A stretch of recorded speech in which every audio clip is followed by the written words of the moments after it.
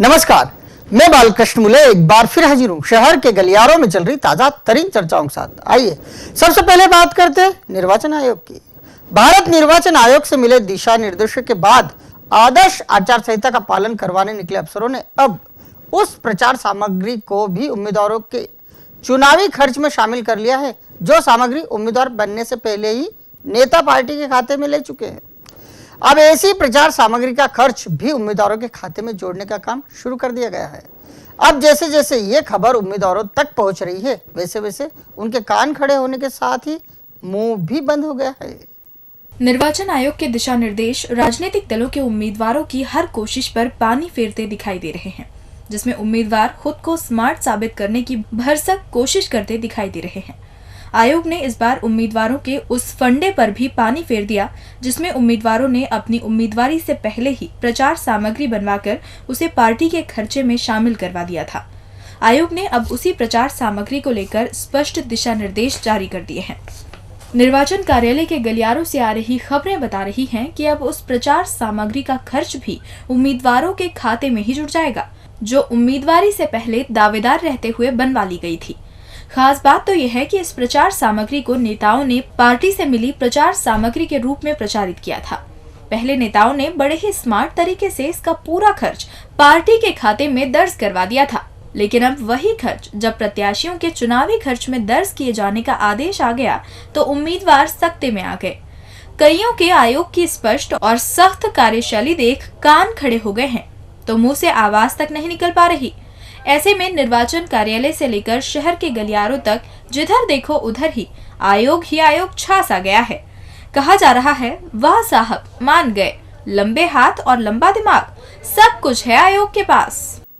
भारत निर्वाचन आयोग के दिशा निर्देशों के पालन और निर्वाचन कार्य में लगी टीमें बेहद पेनी नजरों से काम कर रही है। इसी का परिणाम है कि मऊ विधानसभा क्षेत्र में निष्पक्ष निर्वाचन कार्यों को संपन्न कराने में जुटी टीम ने बड़ी संख्या में टीवी, वॉशिंग मशीन, फ्रिज और एसी जब्त कर उस गोडाउन को ही सील कर दिया जिसमें लाखों का सामान भरा हुआ था।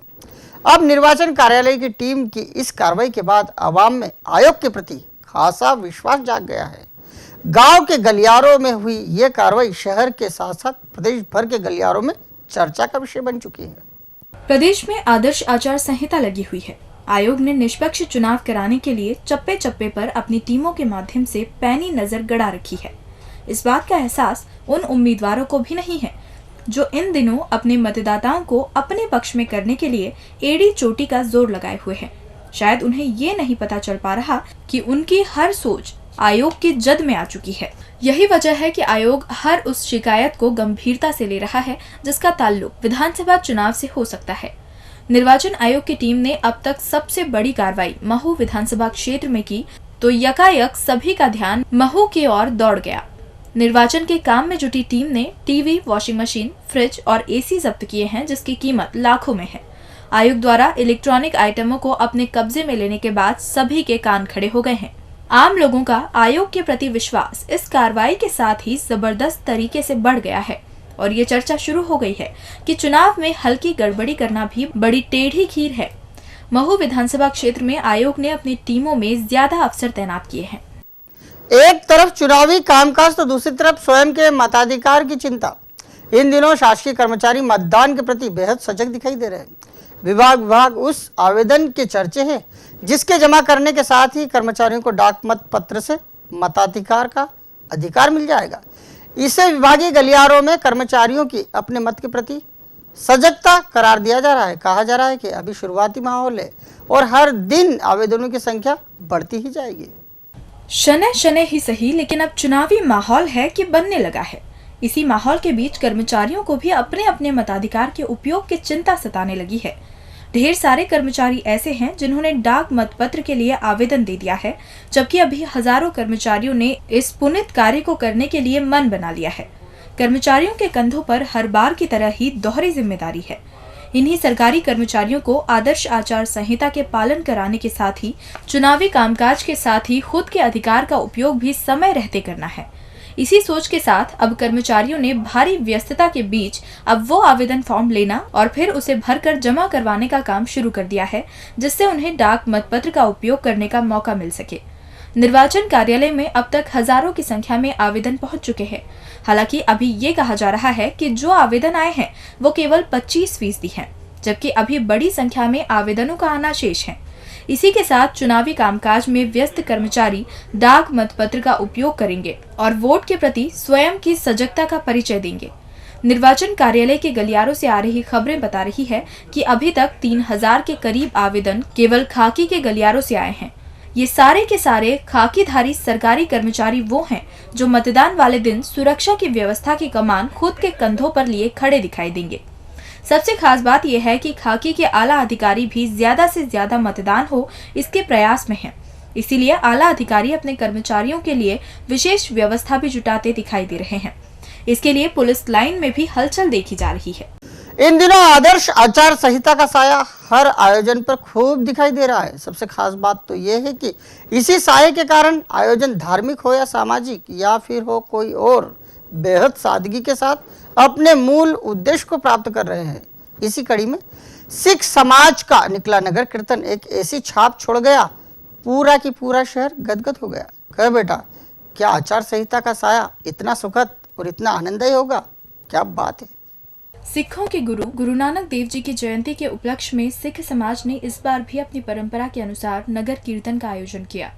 यह नगर कीर्तन उसी शान और शौकत से निकला जैसा हर बार निकाला जाता है, लेकिन इस बार के नगर कीर्तन में और भी कुछ खास था। नगर कीर्तन पूरी तरह से आचार संहिता के साए में देखा गया और इसी साए का ऐसा असर हुआ कि नगर कीर्तन जिसने भी देखा देखता ही रह गया। रास्ते भर लगने वाला जाम कहीं नजर नहीं आया। अनावश्यक लगने वाले मंच सड़कों पर दिखाई ही नहीं दिए। एक धार्मिक आयोजन में जिस तरह से हर बार लेट लतीफी की जाती है वो भी इस बार नहीं देखने को मिली। नगर कीर्तन समय से शुरू हुआ और अपने नियत समय से पहले संपन्न भी हो गया। अब जिसने भी आचार संहिता के साए में निकले नगर कीर्तन का नजारा देखा वो उसकी चर्चा तो कर ही रहा है, साथ ही ये भी कहने से नहीं चूक रहा कि कीर्तन हर बार ऐसा ही निकले। और अंत में बात करते हैं हार का रिकॉर्ड तोड़ने निकले उम्मीदवार की। चुनाव कोई भी हो, उम्मीदवार निर्दलीय हो या फिर दलीय, क्या कभी वो हार का रिकॉर्ड भी बनाना चाहेगा? आप कहेंगे ना। लेकिन शहर के गलियारों में इन दिनों एक ऐसा ही उम्मीदवार जमकर चर्चा में है। कहा जा रहा है कि वो हार का खुद का रिकॉर्ड तोड़ने निकल पड़ा है। अब महाशय जहां जहां जाते बस एक ही बात करते, देखना भैया, मत देना मुझे मत, नहीं तो मैं जीत जाऊंगा। ये है 1 नंबर विधानसभा के निर्दलीय उम्मीदवार अजीत पटवा। महाशय इस बार अपने जीवन का 31वां चुनाव लड़ रहे हैं। भले ही पटवा विधानसभा क्षेत्र क्रमांक 1 से निर्दलीय प्रत्याशी के बतौर चुनाव मैदान में हैं, लेकिन उनकी चर्चा पूरे शहर के गलियारों में की जा रही है। जहां जहां चुनावी चकल्लस का वातावरण बनता है, चर्चावीर पटवा का नाम लेना नहीं भूलते। पटवा ने पहले दिन पहला नामांकन दर्ज करवाया और उसी दिन से खुद के खिलाफ ही प्रचार में जुट गए हैं। पटवा ने उसी दिन से पीछे मुड़कर नहीं देखा। उन्हें चुनाव मैदान में सबसे ज्यादा समय रहने वाले उम्मीदवार का खिताब भी दिया जा सकता है। पटवा को न तो किसी कार्यकर्ता का इंतजार होता है, न ही किसी मतदाता का। वो बस अपना प्रचार करते हैं और फिर उन्हें पीछे मुड़कर देखने की फुर्सत भी नहीं। प्रचार भी ऐसा कि जो सुन ले वो हैरान रह जाए। हालांकि शहर के चर्चावीर इस नाम को पहले से जानते और पहचानते हैं, लेकिन ढेर ऐसे भी लोग हैं जिनके सामने पटवा पहली बार पहुंच रहे हैं।